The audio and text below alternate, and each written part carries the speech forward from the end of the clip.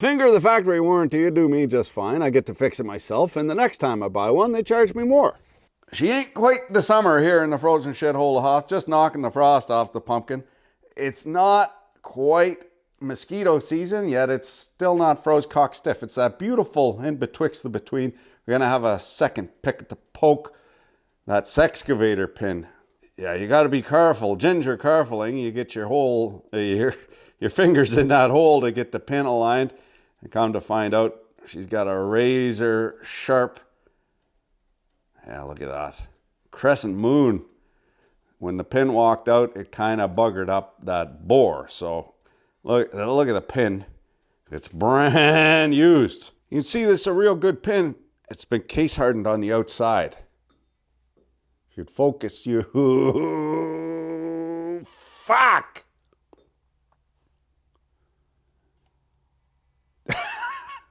I fucking give up. You tell this is a real good pin, high carbon, on account of the shape of the stinkles. Stinkle, stinkle, little fart. How you tore my jeans apart. You see, it's a straw color, and it shoots off, and then it explodes into kind of a fireworky effect. That means that's good steel. Good steel.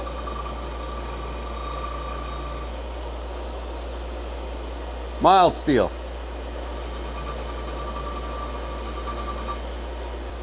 Tool steel.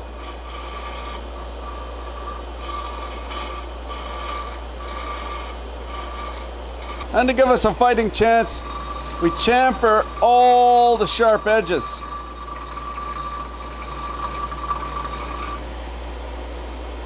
Take all the paint off.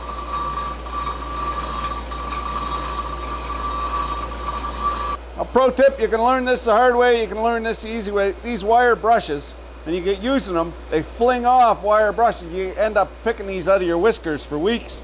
So if you just stand where the thing isn't flinging, you don't got to pick them out of your teeth.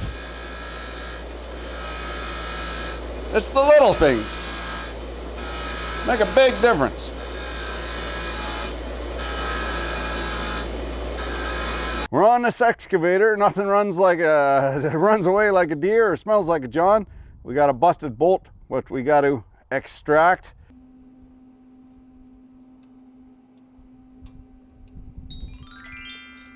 Typical setup, you set out with a screwdriver and a pry bar or hammer, and you end up with 2 welders, a sleazy bake oven, a bunch of dunnage. All the weight is on the boom, and we got dunnage just for protection.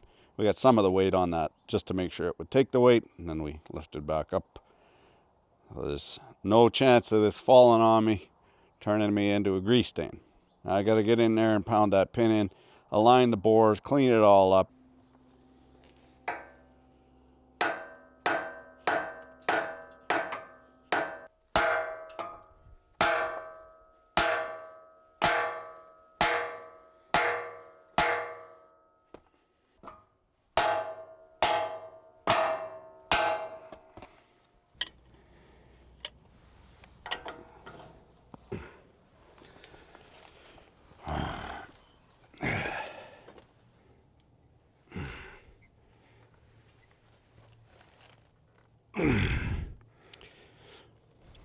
The old bolt's made in Japan, mine 10-9.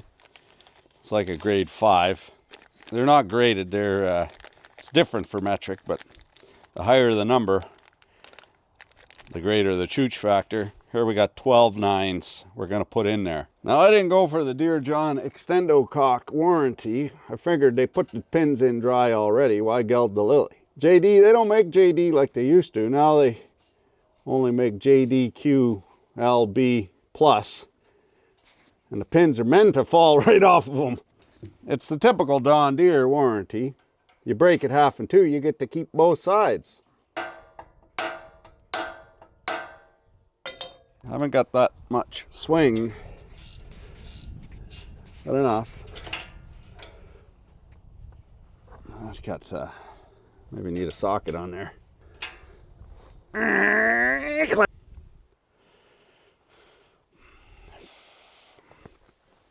See if we can get her just to go by hook or by crook. It seems like it started in there. I get that moved a little bit. The real problem is I don't have a helper.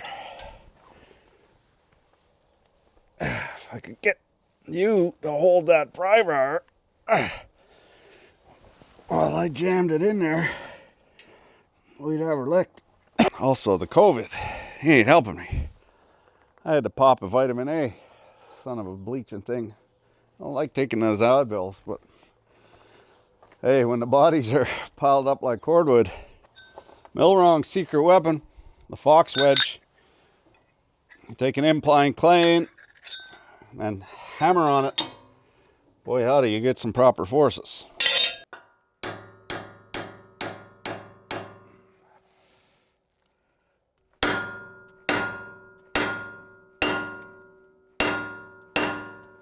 The seal on the far side's all chewed up, and on the near side, this eye, where that crescent sliver of steel come off the pin, it's all bell-mouthed. So I got to get in there with the die grinder, clean it up, so we'll be able to get the pin out. Otherwise, we'll just be fighting that sliver of steel the whole time, and yeah.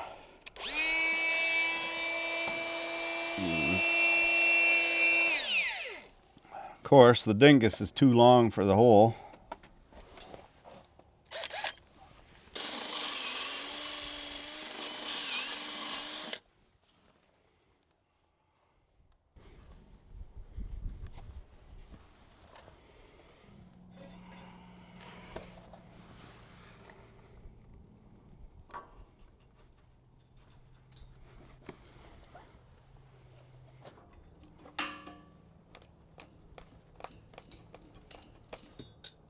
Huh.